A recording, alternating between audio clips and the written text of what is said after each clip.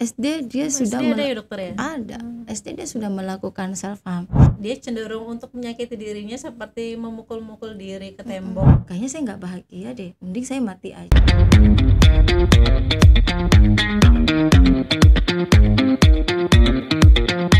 Assalamualaikum warahmatullahi wabarakatuh. Halo sahabat Hermina, perkenalkan saya Dr. Galeta, dokter umum di Rumah Sakit Hermina Balikpapan. Podcast hari ini kita akan membahas nih tentang self harm dan perilaku psikiatri pada remaja. Hari ini kita ditemani oleh Dr. Andi Astriani, spesialis kedokteran jiwa. Silakan dokter, disapa sahabat Hermina. Baik, makasih Dokter Garleta. Hai sahabat Hermina, saya Dokter Asri, psikiater. Selamat datang di channel Rumah Sakit Hermina Balikpapan. Semoga bisa mengikuti kegiatan hari ini dengan baik. Baik, hari ini kan kita akan membahas ya dok tentang self harm dan perilaku atau gangguan psikiatri pada remaja. Ya benar dok. Dokter bisa jelasin sedikit nggak dok tentang self harm itu sendiri atau gangguan psikiatri yang ditemui pada remaja? Baik, makasih Dokter Garleta. Jadi gini, self harm itu adalah segala sesuatu yang membuat seseorang melakukan tindakan melukai dirinya. Jadi intinya itu adalah melukai diri, apapun bentuknya, mau entah itu dengan mengiris ataukah membuat dirinya kelaparan, minum obat overdosis, apapun yang dilakukan yang bertujuan untuk menyakiti dirinya itu disebut sebagai self harm. Seperti itu dok. Biasanya seseorang melakukan self harm itu karena dia merasa nggak nyaman. Itu adalah salah satu bentuk ekspresi emosionalnya. Seperti itu. Baik dok. Kalau batasan-batasan yang dibilang self harm itu seperti apa dok? Kayak misalnya ada orang yang punya kebiasaan ya dok, seperti beberapa cerita teman saya, dia kalau misalnya stres atau ada pikiran, dia cenderung untuk menyakiti dirinya seperti memukul-mukul diri ke tembok. Nah itu memang hanya sesekali atau tidak sering. Nah itu termasuk self harm atau tidak dokter? Kalau kita merujuk ke definisinya tuh sudah bisa disebut sebagai self harm ya dok ya. Jadi self harm itu sebenarnya coping ya, mekanisme coping, artinya bagaimana seseorang itu berusaha untuk ngedil, mengatasi masalah emosional yang dia rasakan. Cuma itu sifatnya destruktif. Kenapa disebut destruktif? Karena kan merusak ya. Kan kita bisa bayangkan kalau bagaimana misalnya seseorang mengiris pergelangan tangannya, dan itu biasanya cenderung berulang, minum racun, membuat dirinya kelaparan, misalnya minum alkohol yang berlebihan yang tujuannya itu mungkin mabuk, dan akhirnya dia nggak sadarkan diri. Pokoknya apapun itu yang sifatnya menyakiti, melukai, menyiksa dirinya itu disebut self harm. Terus tadi kata Dokter Garleta ada yang berulang, betul sekali. Jarang sekali ada orang melakukan self harm itu cuma sekali. Saya belum pernah temui ya kalau untuk pasien yang datang berobat ke poli. Biasanya mereka akan melakukan berulang. Kenapa? Karena gini, kenapa sih orang melakukan self harm? Kan seperti itu ya dok ya. Karena ada sesuatu yang tidak nyaman. Biasanya orang melakukan self harm itu karena bingung apa yang dirasakan. Ada sesuatu nih di dalam ini, tapi bingung gimana ya caranya, bingung banget gitu ya, betul. dok, ya? Bingung banget, akhirnya ya udah deh self harm aja. Karena kalau dengan self harm ada luka yang terlihat, ya udah bisa. Terus bisa juga seseorang melakukan self harm itu sebagai bentuk penghukuman terhadap dirinya. Saya nggak pantas, saya merasa bersalah, tidak nyaman. Gitu ya, Betul. dok, ya? Akhirnya dia udah melukai dirinya, bisa. Kemudian ada juga tadi yang ini ya, kosong banget, bingung apa yang dirasakan, self harm. Jadi karena kan self harm bisa terlihat ada luka.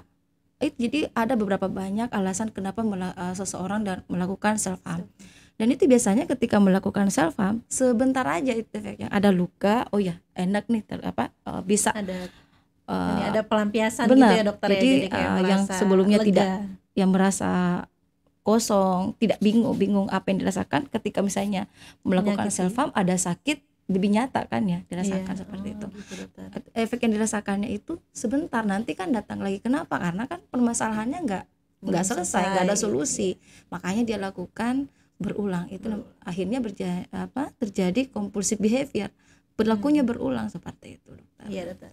Kalau ini kan banyak ya dok, saya kalau amati di poli itu pasien yang datang nona-nona gitu ya dok ya, yang masih belum berumah tangga atau ya yang masih remaja seperti itu. Kira-kira faktor pencetus apa ya dok yang mereka bikin self harm ke dirinya sendiri seperti itu? Baik, sebenarnya self harm bukan cuma nona ya, bahkan sekarang itu remaja loh dok yang banyak. Iya. Saya ada lihat di poli itu SD dia sudah SD ada ya dokter ya? ada SD dia sudah melakukan self harm. Terus tadi kenapa ya tadi apa faktor pencetusnya dokter. Seperti itu ada banyak ya dok. Jadi paling banyaknya itu karena mereka ini bisa jadi gangguan kepribadian, ada masalah di personalitinya itu bisa, ataukah bisa karena ada gangguan psikiatrinya memang. Terus kemudian bagaimana mungkin dia pola asuhnya itu banyak faktor pencetusnya Banyak gitu faktornya dok. ya, dok. Iya. Kalau ada nggak dok cerita yang tentang ini kan namanya sekarang perkembangan zaman ya dok, karena tontonannya itu mempengaruhi juga nggak dokter terhadap personality mental disorder atau gimana? Okay. Kalau untuk personality itu banyak faktor dokter Garleta yang berpengaruh. Bagaimana dia dibesarkan, pola asuhnya ya itu berpengaruh semua itu. Tapi kalau bagaimana peranan medsos ke perilaku self harm itu ada pengaruhnya. Karena mereka kan yang melakukannya banyak kan remaja ya. Remaja ketika melihat Instagram, apa medsos lah ya, mau Instagram, Facebook, Twitter atau status WA, dia lihat kok cenderung kok mereka baik ya, kok mereka bahagia ya. Akhirnya mereka membandingkan nih dirinya. Kok tidak seperti yang saya alami, akhirnya kecewa, sakit hati, sedih, akhirnya mulai muncullah perasaan-perasaan yang kayaknya saya nggak bahagia deh, mending saya mati aja, mending saya ya dia mulai ke dirinya seperti itu. Tidak selalu sih bahwa ketika self harm itu dia mau bunuh diri, tapi antara self harm dengan bunuh diri itu sangat relate, banyak sekali. Sangat relate ya dok. Iya, tidak sedikit yang melakukan percobaan bunuh diri ya, artinya yang mungkin bunuh diri yang tidak berhasil ya, suicide attempt, itu ada riwayat perilaku self harmnya di sebelumnya ya dokter ya. Iya. Jadi kalau misalnya bagaimana medsos besar banget pengaruhnya ke perilaku self, karena tidak jarang mereka juga cari di medsos tuh gimana sih caranya melukai diri, bukan bagaimana caranya melukai diri, melampiaskan gitu ya dok ya, ketidaknyamanan. Pakai gini nih lebih bagus ya. Jadi mereka tidak mencari cara bagaimana mengatasinya, tapi bagaimana ya cara melukai diri, itu bisa ada juga seperti itu. Iya dokter. Terus kalau kapan sih kita harus ke psikiater gitu dok untuk berobat atau konsultasi aja dari perilaku self harm kita itu? Baik. Kalau untuk pasiennya sendiri ya, atau seseorang yang melakukan self harm, harusnya ketika dia merasa bahwa kok perilaku self harm saya ini berulang, dia sudah harus segera ke dokter seperti itu, karena mereka kan tidak nyaman yang melakukan self harm itu. Kita bisa bayangkan ya, ketika seseorang dikit-dikit ketika merasa tidak nyaman, sedih, gelisah, self harm, dia nggak bahagia juga dengan kondisi itu. Jadi harusnya ketika ada keluhan itu dia harus segera melakukan konsultasi, dia harus menemui profesional, entah itu psikolog atau psikiater atau dua-duanya, itu nggak ada masalah. Harusnya itu yang pertama dia lakukan. Terus bukan cuma pasiennya ya, tapi atau yang melakukan self harm, orang di sekitarnya menurut saya juga penting. Suami atau orang tua, pasangannya, entah itu teman, orang tua, suami, seperti itu, saudara, itu bisa. Jadi kalau misalnya dilihat kok anak ini sudah ada mulai gelagat aneh ya, misalnya cenderung mengurung diri, emosinya mudah berubah, pakai baju panjang terus, seperti itu. Apalagi kalau misalnya yang sudah ada bekas-bekas luka gitu ya dokter. Terus ada kalau kan ada juga ya yang dikit-dikit kletekan ya namanya itu punya kukunya itu ngupas kulit sampai gitu berdarah ya, misalnya. Berdarah-darah. Jadi orang sekitarnya juga harus aware. Kalau ada perubahan-perubahan gitu, mungkin dia harus ada apa ya? Bolehlah bertanya. Kok saya lihat ya, mama lihat atau bapak lihat kuku kamu kok gitu terus ya, berluka gitu.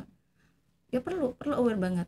Kok ini panas, mungkin kamu kayak gejala kecil tapi ini ya dok bermakna ya.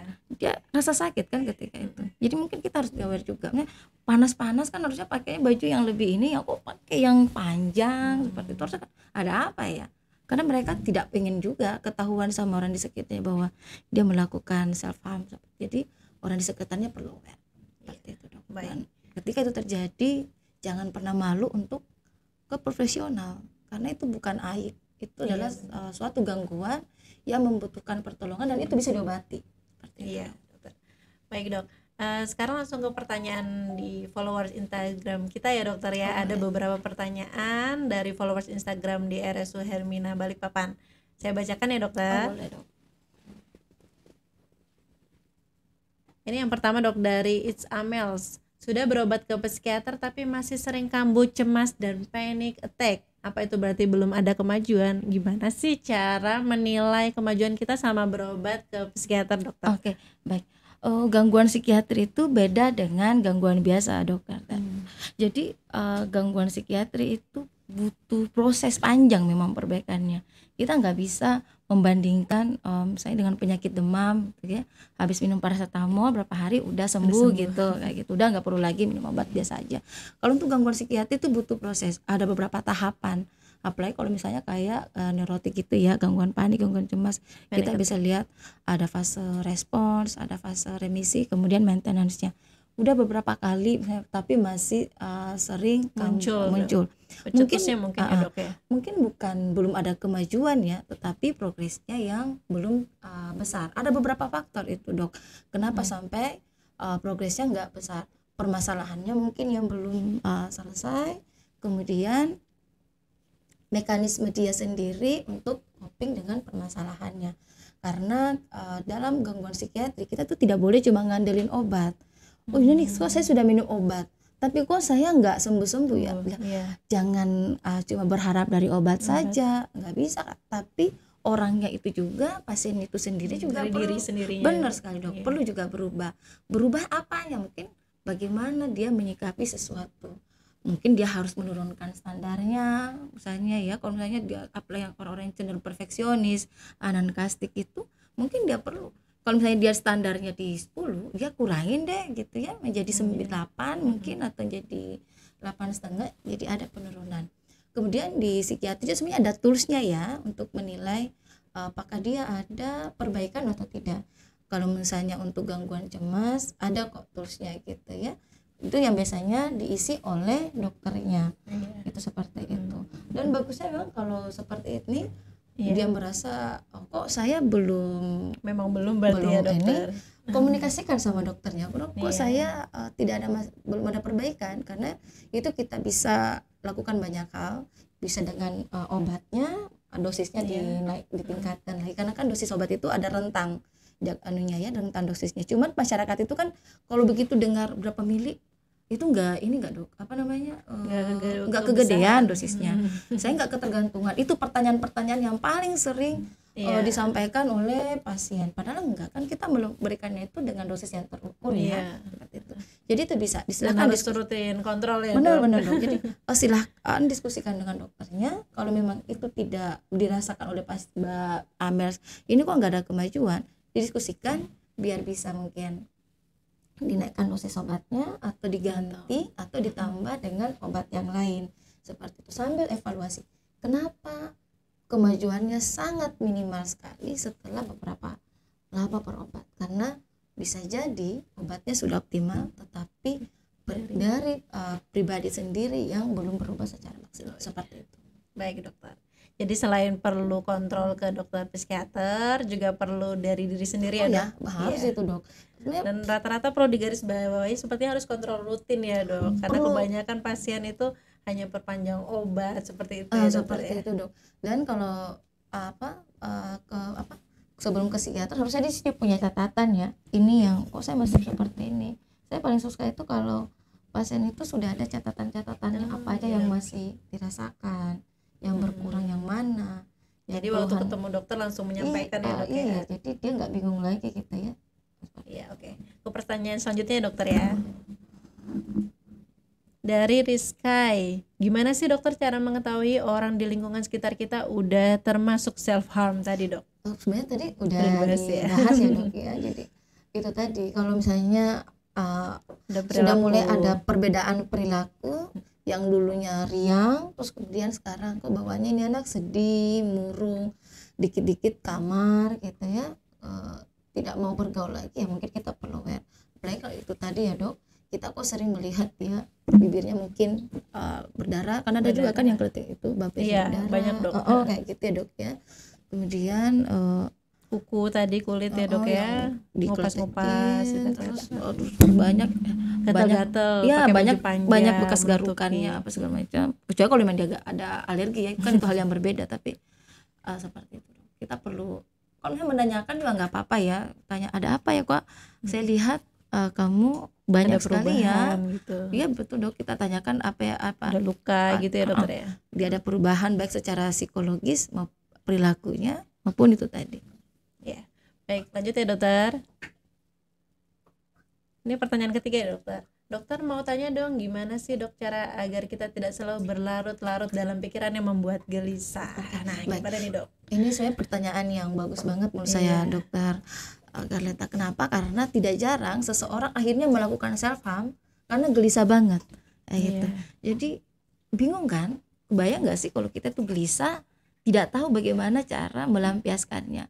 Ada orang mungkin yang melampiaskan kegelisahannya itu dengan cara lempar-lempar barang, membanting barang gitu ya. Tapi ada juga yang tadi melakukan self harm karena nggak tahu nih, bingung gimana sih cara mengatasinya, akhirnya dilakukan self harm. Makanya kita perlu mengetahui gimana sih caranya supaya kita bisa deal dengan pikiran-pikiran yang membuat kita gelisah itu tanpa ada perilaku destruktif seperti itu. Nah, yang pertama yang perlu kita lakukan adalah mungkin kita perlu menenangkan diri dulu dokter. Gimana caranya? Saya ya sederhana aja dulu, metode relaksasi pernafasan ya. Jadi silakan cari tempat yang posisi yang nyaman, tempat yang nyaman, kemudian lakukan tarik nafas dalam-dalam ya, relaksasi pernafasan. Jadi tarik nafas dalam-dalam 4 hitungan, gunakan nafas perut, tahan sebanyak 7 hitungan, kemudian buang nafasnya lewat mulut 8 hitungan. Lakukan secara berulang sampai perasaannya menjadi lebih tenang. Kemudian perlu juga mengidentifikasi apa sih yang membuat gelisah, kan seperti itu ya. Oh, saya gelisah karena ini, jadi karena ini masalah apa gitu. Betul ya. Jadi seseorang perlu mengidentifikasi pikiran-pikiran negatifnya, pikiran-pikiran yang membuat dia tidak nyaman, yang membuat dia gelisah. Kalau dia sudah mengidentifikasi hal itu, dia perlu mengajak dirinya untuk berpikir lebih realistik, lebih logik, membandingkan, di-compare dengan yang sekarang. Benar nggak sih? Karena kan banyakannya tuh misalnya gini, mereka merasa bahwa kok saya ini tidak berharga banget ya, saya itu hanya bisa jadi beban keluarga. Akhirnya dia gelisah, sedih, akhirnya dia melakukan self harm. Padahal kan kenyataannya dia nggak seperti itu. Keluarganya hanya di pikirannya dok. Ya betul, keluarganya baik-baik aja, keluarganya sangat suportif mungkin, tetapi itulah yang dipikirkan, itu adalah pikiran-pikiran negatifnya. Itu yang perlu mereka identifikasi untuk kemudian berpikir, mengajak dirinya berpikir lebih realistik, lebih logik dengan melihat yang sekarang, keadaannya yang sekarang. Terus yang tidak kalah pentingnya adalah ayo curhat, silahkan curhat. Kesannya sih kita kayak lebih banget ya, tapi enggak. Dengan curhat kita sedikit membagi beban ya. Mungkin pada saat kita curhat kita tidak mendapatkan solusi ya, tapi setidaknya apa yang tersimpan di benar ya, tersampaikan. Benar sekali dok. Makanya penting seseorang itu punya orang terdekat ya dok. Betul dok. Entah temannya, betul entah sekali. orang tuanya, itu pasti harus ada teman dekat. Benar sekali. Tetapi ya tidak perlu juga curhat ke semua orang, nggak perlu oversharing. Silahkan sharing tapi jangan sampai oversharing. Jadi orang yang terdekat saja. Kalau misalnya nggak bisa bikin journaling dokter Garleta ya. Iya, dok. Jadi mungkin tadi dengan relaksasi pernafasan, identifikasi pikiran negatifnya, ayo tulis apa sih yang dirasakan gitu ya. Silahkan dituliskan di situ. Oh, saya gini hari ini. Silahkan, mungkin mirip-mirip kayak diary kali ya. Tapi di situ nanti di jurnalnya itu kita pasiennya tuh bisa mengungkapkan perasaannya, kenapa dia sampai merasakan hal itu, apa yang terpikirkan sama pasiennya ya. Terus kemudian harapannya apa sih, seperti itu. Kayak gitu sih dok. Iya. Ini kan kita udah sampai di penghujung acara ya dokter. Mungkin ada pesan-pesan tentang self harm itu sendiri, apa perilaku gangguan psikiatri pada remaja yang dokter mau sampaikan ke para penonton podcast Rumah Sakit Hermina. Oke, baik dokter Garleta. Untuk sahabat Hermina, yang pertama sih jangan malu ketika Anda semua mengalami gangguan psikiatri, karena itu bukan aib. Gangguan psikiatri bisa diobati, dan dukungan dari orang sekitar, keluarga, sahabat, teman, pasangan itu sangat positif sekali. Itu aja sih menurut saya, Dokter Garleta, bahwa tidak ada kesehatan itu tanpa kesehatan mental. There is no health without mental health. Keren banget. Baik.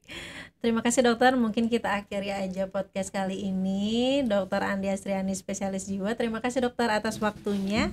Saya tutup. Kurang lebihnya kami mohon maaf. Terima kasih. Jangan lupa like and subscribe Hermina Hospital di channel kita Rumah Sakit Hermina Balikpapan. Terima kasih. Wassalamualaikum warahmatullahi wabarakatuh.